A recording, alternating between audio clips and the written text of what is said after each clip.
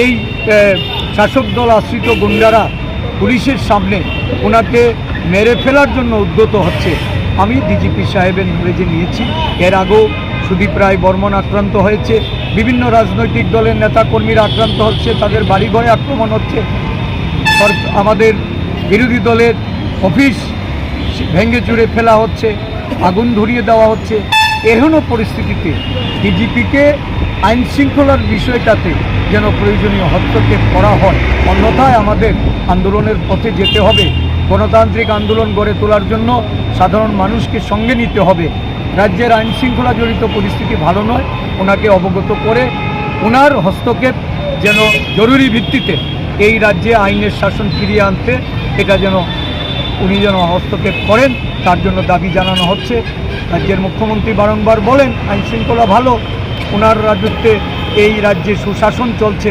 সুশাসনে বিরোধী দলের বিধায়কদের আক্রমণ করা হচ্ছে, বিরোধী দলের সভা বন্ধ করার জন্য সেখানে আক্রমণ আনা হচ্ছে, বিরোধী দলের অফিস জ্বালিয়ে পুড়িয়ে তছনছ করে দেওয়া হচ্ছে এবং সারা রাজ্য জুড়ে একটা আতঙ্কের পরিবেশ। সাধারণ মানুষ কথা বলতে পারে না, তাদের অধিকারকে ক্ষুণ্ণ করে এই রাজ্যে একটা অপশাসন চলছে।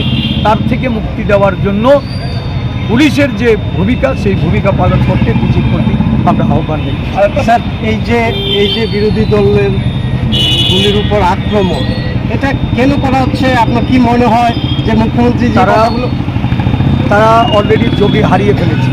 বিজেপি দল বুঝতে পারছে আমরা বাড়ি বাড়ি প্রচারে যাচ্ছি, এই বাড়ি বাড়ি প্রচারের মধ্য দিয়ে আজকে জনমত উঠে আসছে, জনগণ বিরোধী দলের প্রতি সমর্থন জানাচ্ছে, শাসক দলের প্রতি আস্থা হারিয়ে আগামী দিনগুলিতে এই রাজ্যে শাসক দলের যে আতঙ্ক, এই আতঙ্কের পরিপ্রেক্ষিতে বিরোধী দলকে কিভাবে দাবিয়ে রাখা যায়, তাদের কর্মসূচি বানচাল করে দিয়ে জনগণকে ভয় ভীতির মধ্যে তাদেরকে ঠেলে দিয়ে যাতে দলীয় কর্মসূচি বাধাপ্রাপ্ত হয়, সেই লক্ষ্যে তারা এটা করছে।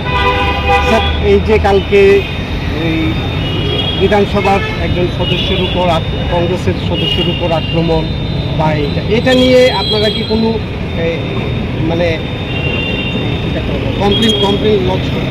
হ্যাঁ, কালকে এফআইআর লঞ্চ করা হয়েছে। আজকে আমি যতটা জানি বনমালীপুর ব্লক কংগ্রেসের পক্ষ থেকে তারা আজকে বসবে, তাদের একটা সভা তারা করবে এবং পরবর্তী কার্যসূচি তারা প্রদেশ কংগ্রেসের লোকে আলোচনা ক্রমে সেটা সংগঠিত করবে।